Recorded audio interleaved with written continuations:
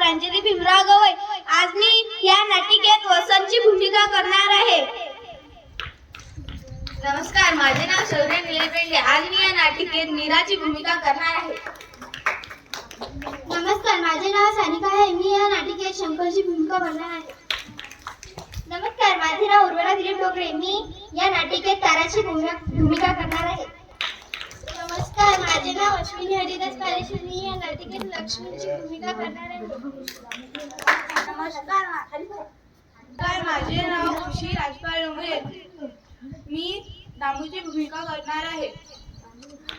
सगळ्यांच्या डोळ्यांचा निघाल्यापासून गावाकडच्या विचारानं सगळ्यांच्या मनात कावूर उठलं होतं. परक्या गावात आपण केव्हा आलो हे तारा आणि शंकरला उमगलंच नाही. सगळ्या तोडणीवाल्यांनी मराठी शाळेजवळच्या मोकळ्या जागेत गाड्या सोडल्या. बैलांच्या मानेवरचं जो खाली ठेवतात सगळी बैल शेपटी अंगावर मारत अंग खाजवायला लागली. बायकांनी गाडीजवळच चुली पेटवल्या. बाप्या माणसांनी बैल आणि पोरांनी बादल्या कळशा घेतल्या व नदीवर गेली. दामूनही आपली बैल नदीवरून पाणी पाजून आणली. मीरा आणि वसंतनं जिऱ्यावर पाण्यासाठी नंबर लावला होता. तारानं भाकरी थापून तव्यावर पिठलं टाकलं. तेवढ्यात पोरं पाणी घेऊन आली. लक्ष्मीनं दिलेला आवाज दामून ऐकला आणि पाचुंदा सोडून गुडघ्यानं सरमड कडा मोडून बैलांसमोर सारलं. तसा रामा, धुंदू, शंकर सगळ्यांनी आपापल्या परीनं बैलांसमोर सरमड मोडून टाकलं. पिठलं भाकरी पोटात ढकलून सगळ्यांनी अंथरून पसरली. तांबडं फुटताच तारा झटकन अंग झटकून उठली. तिनं जर्मलच्या पातेल्यात चहा ठेवला. शंकर जांभई देत उठला. त्यानं अंथरुणाची वाळकटी गेली. तारानं तोंडावर पोचारा मारला. बिनदांडीच्या कपात लाल चहा शंकरच्या पुढ्यात केला. शंकरनं चहाचा कप हातात घेतला. शंकर, अरे मामू चिठ्ठी देऊन गेल्या. थोड्यात जायला निघायला पाहिजे. दामूचा आवाज कानावर पडताच आलो. असं म्हणून शंकरनं घटाघटा चहा पोटात ढकलला. सगळ्यांनी नदीच्या काठावर मोकळ्या रानात सामान उतरवलं आणि थळाचा रस्ता धरला. शंकर तारानंही आपला कोयता सोबतीला घेऊन मीरा आणि वसंतला बरोबर घेतलं.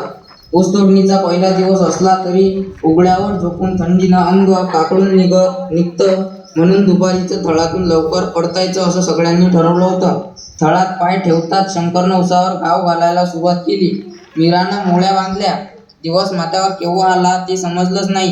हिरवा चारा मिळाल्यानं बैल मस्त झोपली होती. सगळ्यांनी माळे टाकून शंकूच्या आकाराच्या कोप्या बांधून सामान लावलं. तसं तारानंही सामान लावून चिमणीचा उजेड पडताच मीराला वसंतचं पुस्तक गवसलं. मीराचा आरडाओरडा ऐकून वसंतला शाळेची आठवण झाली आणि वसंत कोपी बाहेर बसलेल्या शंकरच्या मागे जाऊन उभा टाकला. त्यानं शंकरच्या खांद्यावर हात ठेवून विचारलं, तळामध्ये जोशात काम करणाऱ्या वसंतला शंकरनं पाहिलं असल्यानं बंद झाली. आता दुबली शाळा खांगी आणि झोप. तांब्या तोडीला जायचं आहे. जा झोप जा. असं म्हणून गप्प केलं. शंकरच्या मागे उभं राहून खांद्यावर हात ठेवून विचारताना उसाच्या पास्टानं साळलेल्या अंगावरच्या खुणा पाहून वसंत अटकून गेला होता. त्याच्या मनात शिक्षणाविषयीची उलघाल होत होती. शंकरच्या बोलण्यानं वसंत उपाशीच झोपला तर मीराला फार वाईट वाटलं. कोपीबाहेर अंधुक उजेडात तारानं चूल शिलगावून तवा ठेवला. भाकरी थापण्याच्या आवाजानं वसंताला जाग आली. शंकरनं नदीवर जाऊन गुंडभर तर मीरानं कळशीभर पाणी आणलं. शंकरनं तळात जायची तयारी चालवली होती. मीरानं पाट्यावर मिरचीचं वाटून आईकडे दिलं. शंकरच्या आवाजानं तारानं कालवणाला फोडणी दिली. सगळ्यांच्या गाड्या वाटेला लागल्या. शंकरनंही आपली गाडी जुंपली. तारा धुडक्यात कोयता, भाकरीचं पेंडकं अन कालवण घेऊन गाडीत बसली. तशी मीराही परकड सावरत बसली. वसंत कोपी मागे तुटून बसला होता. तारानं वसंतपाशी जाऊन समजूत काढून त्याला गाडीत बसवलं आणि गाडी उपाट्याच्या रस्त्यानं वाटेला लागली. शंकर आणि तारा उसावर घाव घालत होते तर मीरा आणि वसंत त्याच्या मोळ्या बांधून सडकेला आणून टाकत होते. सडकेवर पडलेल्या कागदावर वसंतची नजर खिळली. तसा वसंतनं कागद उचलून हातात धरला पण कागदावरच्या संस्कृत मधल्या शब्दांचा उलगडा नीट होत नव्हता. रस्त्यावर सापडलेल्या कागदावरचे शब्द वसंतनं आईला वाचायला लावतात. पोरा, मला तरी कुठं वाचता येत आहे. मपली सारखं दुसरी झाली असं आई म्हणाली. कागदावरच्या शब्दांचा मीराकडूनच नीट उलगडा होईल याची वसंतला खात्री होती. कारण मीराचंही शिक्षण कसं बसं 8वी पर्यंत झालं होतं. तो धावत जाऊन तिला म्हणाला, ताई, मला सडकेवर कागद गवसला, त्यावर काय लिहिलंय पोराचं शिक्षण अर्धवट राहायची भीती ताराच्या मनात आल्यानं तिनं शंकरला बोलतं केलं. पोराचं शिक्षण तोडलं तुम्ही, कामाला हातभार लागतो पण त्याच्या आयुष्याचं काय?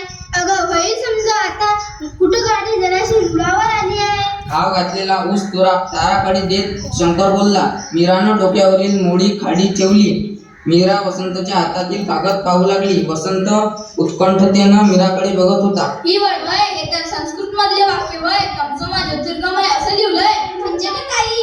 तमसोमा ज्योतिर्गमय म्हणजे अंधाराकडून उजेडाकडं. म्हणजे का ताई? आता तुला कसं सांगू अशा? हे बघ, तुला संस्कृत मधलं वाक्य वाचता आलं नाही म्हणजे अंधार, आणि पुढल्या वर्गात जाऊन शिकलास तर काय होईल? तर वाचता येईल म्हणजे अंधाराकडून प्रकाशाकडं. असं म्हणत मीरा माघारी फिरली. तितक्यात वसंतनं मीराचा हात धरून थांबवत म्हटलं, अगं पण दादानं शिक्षण तोडलं तेव्हा वाचायला तरी कसं येणार ताई? काही झालं तरी मी शिकणारच. त्याचं हे बोलणं ऐकून तळातळा तुटणाऱ्या उसागत वसंतचंही शिक्षण तुटत असल्याची जाणीव शंकरला झाली. बाजार असल्यानं आज तोडणी बंद होती. आजूबाजूच्या कोप्यावरली सारी पोरं शाळेत गेल्यानं वसंत एकटाच कोपी बाहेर बसून काय करावं या विचारात होता. शेजारच्या कोपीतून दामूची बायको लक्ष्मी कालवणाच्या फोडणीचं वाटण वाटायला बाहेर आली. पाट्यावर मीठ मिरची वाटता वाटता लक्ष्मीनं वसंतकडे पाहिलं. वश्या, तू आज शाळेला नाही गेलास वैरा? वसंतनं हातातला खडा खाली फेकत कसा जाणार? म्हणत मानेला झटका देत तो कोपीत शिरला. आवो, वसंताची माय आली हो माय, आली. म्हणत खाली वाकत कोपी बाहेर आलेल्या ताराला पाहून आवो, समधी लेकरं शाळेला गेली आणि तुटलं. वाटणाची परा जातात घेत लक्ष्मी उभी राहिली. बाजार घेऊन आलेल्या दामू आणि शंकरकडे लक्ष्मीची नजर जातात शंकरकडे हात दाखवत हे बघा, यातनं विचारा की काय केलं नाही म्हणून. लक्ष्मीकडे पाहत तारा उत्तरली. लक्ष्मीनं शंकरकडे नजर लावून कामं भाऊजी, आपल्या समध्यांची पोरं शाळेला गेली, मग याला कशापायी घरी ठेवलं? याचं शिकायचं वय आहे तर शिकू द्या, की मोठा झाला की कामच करणार. वय वय, मी बी तेच म्हणते, तिचं बी शिक्षण अर्धच राहिलं. मीराच्या डोक्यावरून हात फिरवत तारानं लक्ष्मीच्या बोलण्याला साथ दिली. तारानं स्वतःच्या शिक्षणाची आभाळ झाल्याचं म्हणत मीराच्या शिक्षणाची स्तुती केली आणि शंकरला म्हणाली, अगं, ही लक्ष्मी काय म्हणते ते तर बघा. वशाला शाळा लागायला म्हणते, थोडंसं पैसे कमी मिळलं पण तो आपल्यासारखा अडाणी तर नाही राहणार. जाऊ द्या त्यासनी शाळेला. लक्ष्मी वहिनी, समजा खरं आहे पण हातातली बाजाराची थैली ताराकडे देत शंकरनं मान फिरवली.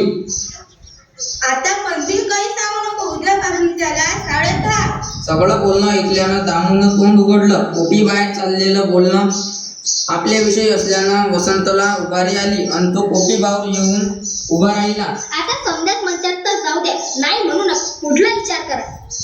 तारा म्हणाली वसंतकडे पाहत. ये पोरा ये. तारानं वसंतला कुरवाळलं.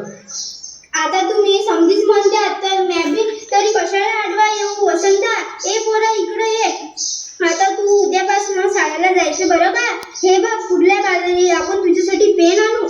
वसंतला जवळ घेऊन पाठीवरून हात फिरवत शंकर म्हणाला.